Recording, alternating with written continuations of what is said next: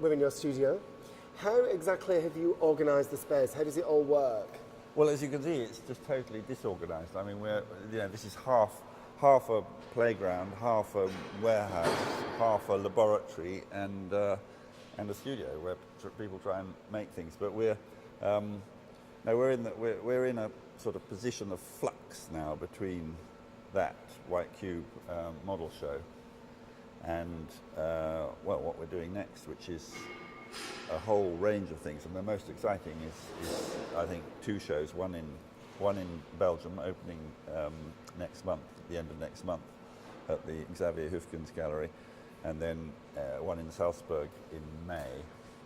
And they're both completely new bits of work, and they kind of build on the expansion pieces of the Bermondsey show, but we've taken it in a different direction. And we're making tankers, and I think I should show you. Well, that there's one there being made. That's actually upside down. And what it is, it's basically the space of a life-size body that has expanded.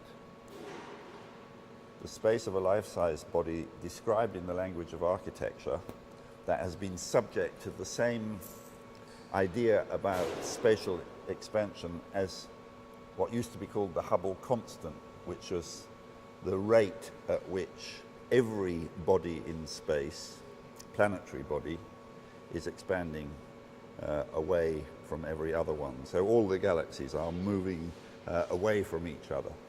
And I guess the idea about this is to think about a human space in the language of the second body. I think of us as the first place we live is inside our skins. I mean, we might live in our heads, but our heads live in our bodies live in clothes, and then in rooms.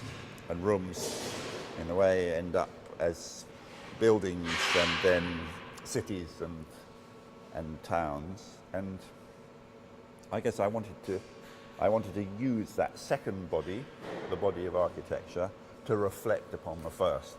Well, it's interesting, isn't it? That it's not so obvious that there's the human form there. No, well, come around here, and we'll have a look at one where I hope you will be able to see the human form more clearly.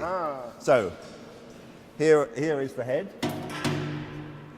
It's got good acoustics. Here are the feet, and I just like the idea of this. This is, you could say, well, this looks a bit like a coffin, but it's quite animate. That's what I like about it. And unlike those pieces that you saw at the White Cube, which are massive, solid 3.5 tons, this weighs a paltry 250 kilos. And we're calling them tankers because I like the idea that they're going to be completely hermetically sealed. I'd like you to think, well, what kind of a space is that? It's obviously hollow. There's obviously a piece of the night sky enclosed in a box that has some reference to the human form. And I'd like people to imagine, well, what is this? I used to have a dream as a child of floating in a stormy sea in a completely protected environment where I could be tossed by the waves but be completely safe. And I don't know whether this is what this is. Well, it's interesting you should say that, actually, because when I look at your work, I always feel reassured. I always feel like good. Everything's going to be all right.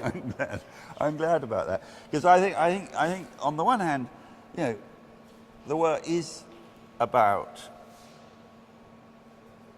mortality. It accepts that, in a way, maybe the biggest adventure that we're all going to have is when we pass through the threshold of death.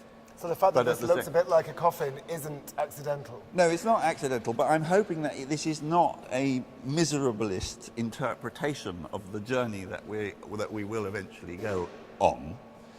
And I hope that it's also the idea that actually we are always temporary inhabitants of wherever we are, whether that's the last flat we had or being in this body that we call my body, but of course isn't in our control or our ownership at all.